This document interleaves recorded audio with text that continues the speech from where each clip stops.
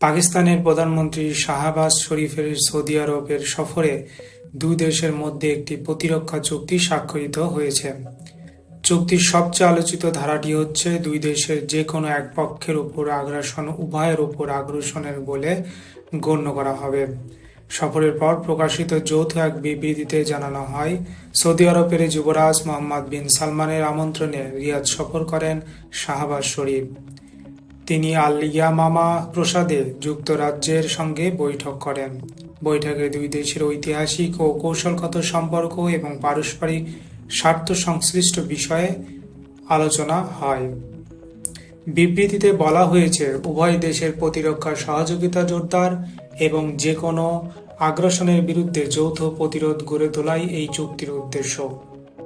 Saudi আরব ও পাকিস্তানে প্রায় ৮ দশকের ঐতিহাসিক অংশীদারত্বের উপর ভিত্তি করে এই সম্পর্ক গড়ে উঠেছে। ভ্রাতৃত্ব, ইসলামী সংহতি, যৌথ কৌশলগত স্বার্থ এবং প্রতিরক্ষা সহযোগিতার ভিত্তিতে এই সম্পর্ক প্রতিষ্ঠিত। দুই দেশের প্রতিরক্ষা চুক্তির সংবাদে খুব হিসেবি জবাব দিয়েছে ভারত। তারা জানিয়েছে, দীর্ঘদিনের একটি সম্পর্কে আনুষ্ঠানিক রূপ দেওয়া হলো। ভারতের পররাষ্ট্র মন্ত্রণালয় বলেছে, সৌদি আরব ও পাকিস্তানের মধ্যে স্বাক্ষরিত কৌশলগত প্রতিরক্ষা চুক্তি নিয়ে আমরা অবগত। সরকার জানত যে দীর্ঘদিনের একটি সম্পর্কের আনুষ্ঠানিক রূপ দেওয়ার বিষয়টি বিবেচনায় ছিল। আমরা জাতীয় নিরাপত্তা ও আঞ্চলিক স্থিতিশীলতা ও বৈশ্বিক পরিস্থিতির উপর প্রভাব পর্যালোচনা করব। ভারত সরকার জাতীয় স্বার্থ সুরক্ষায় এবং সব ক্ষেত্রে সার্বিক নিরাপত্তা নিশ্চিত করতে অঙ্গীকারবদ্ধ।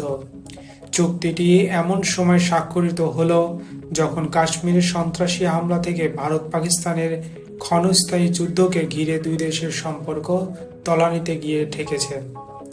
চলতি বছরের এপ্রিলে ভারতের প্রধানমন্ত্রী নরেন্দ্র মোদীর রিয়াদ সফরকালে কাশ্মীরের পহেলগাঁওতে সন্ত্রাসী হামলা হয়। সে সময় হামলার কঠোর নিন্দা করেছিল সৌদি আরব। তখন প্রকাশিত এক যৌথ বিবৃতিতে বলা হয়, সন্ত্রাসবাদ কখনো গ্রহণযোগ্য হতে পারে না।